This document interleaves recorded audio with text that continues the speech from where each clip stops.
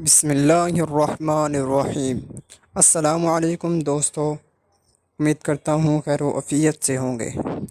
اللہ تبارک و تعالی نے ہر شخص، ہر انسان کے ذمے 3 قسم کی عبادت فرض کی ہے۔ نمبر 1 جانی عبادت، نمبر 2 بدنی عبادت اور نمبر 3 مالی عبادت۔ زکوٰۃ مالی عبادت کا نام ہے۔ حدیث شریف میں اسلام کے 5 بنیادی ارکان بتائے گئے ہیں، جن میں ایک اہم رکن زکوٰۃ ہے۔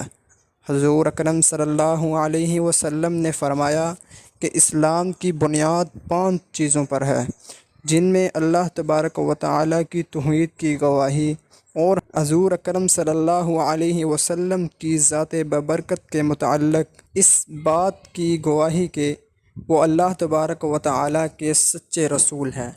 نماز قائم کرنا، زکوٰۃ دینا اور رمضان شریف کے روزے رکھنا اور حج کا فریضہ بھی شامل ہے۔ زکوٰۃ کی فرضیت نہ صرف کہ امت محمدیہ پر ہوئی، بلکہ جب تمام انبیاء کرام کے ادوار و ازمنہ میں زکوٰۃ شامل فرض ہے۔ بنی اسرائیل کے تمام انبیاء کرام کی شریعتوں میں نماز اور زکوٰۃ فرض رہی ہے۔ حضرت عیسیٰ علیہ السلام نے جب اپنی والدہ کی گود میں کلام کیا تو فرمایا، میرے اللہ نے مجھے حکم دیا ہے کہ میں اس کی نماز پڑھوں اور زکوٰۃ ادا کروں جب تک کہ میں زندہ ہوں۔ اللہ تبارک و تعالی نے قرآن کریم میں تمام انبیاء کرام کو نماز کا ایک اجتماعی حکم دیا، ارشاد باری، اور ہم نے تمام انبیاء کرام کو بذریعہ وہی حکم دیا تمام اچھے کاموں کے کرنے کا اور نماز پڑھنے کا اور زکوٰۃ ادا کرنے کا۔ قرآن کریم میں اللہ تبارک و تعالی نے پیارے پیغمبر کو ارشاد فرمایا، اے میرے پیارے پیغمبر، اپنے اصحاب کے مال سے صدقہ وصول کیجیے اور ان کے مالوں کو پاک کیجیے۔ زکوٰۃ کا دوسرا معنی برہنہ ہے۔ نبی کریم صلی اللہ علیہ وسلم کا ارشاد عالی ہے، زکوٰۃ اسلام کا خزانہ ہے۔ یہ ایک مسلمہ بات ہے کہ دنیا میں معیشت اسی وقت ترقی کرتی ہے کہ جب کہ خریداروں کے پاس دولت ہوتی ہے۔ جب امراء اپنی زکوٰۃ نکالتے ہیں اور غریبوں کے پاس روپیہ پیسہ آتا ہے تو وہ خریداری کے لیے بازاروں میں جاتے ہیں۔ دین اسلام میں زکوٰۃ کی عبادت کو ہر صاحب نصاب پر فرض عین قرار دیا ہے اور زکوٰۃ نہ دینے والوں کے لیے بڑی بڑی وعید ہے۔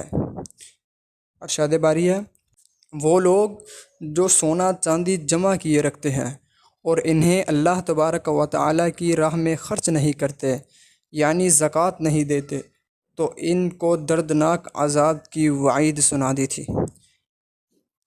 حضور اکرم صلی اللہ علیہ وسلم نے نماز اور زکوٰۃ کی اہمیت کے پیش نظر ارشاد فرمایا، اس شخص کا کوئی دین نہیں جو نماز نہیں پڑھتا، اور اس شخص کی کوئی نماز نہیں جو زکوٰۃ نہیں دیتا۔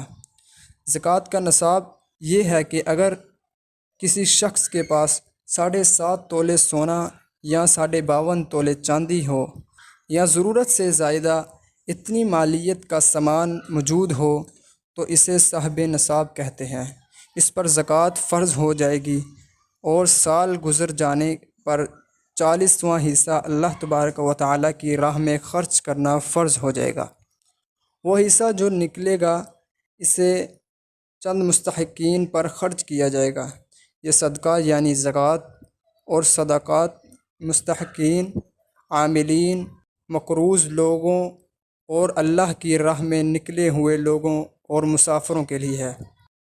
زکوٰۃ سے تزکیہ نفس ہوتا ہے۔ زکوٰۃ دولت کی بیماریوں کا علاج ہے۔ زکوٰۃ کے بہت سے معاشی فائدے ہیں۔ زکوٰۃ گداگیری کے خاتمے کا بھی ذریعہ ہے۔ زکوٰۃ سے ذخیرہ اندوزی کا بھی خاتمہ ہوتا ہے۔ زکوٰۃ غیر فطری معاشی عدم و مساوات کا بھی خاتمہ کرتی ہے۔ امید کرتا ہوں آپ کو یہ ویڈیو پسند آئی ہوگی۔ ہمارے یوٹیوب چینل کو سبسکرائب کریں، بیل آئیکن کو بھی دبائیں تاکہ ہماری ہر آنے والی ویڈیو آپ تک پہنچتی رہے۔ السلام علیکم ورحمۃ اللہ وبرکاتہ۔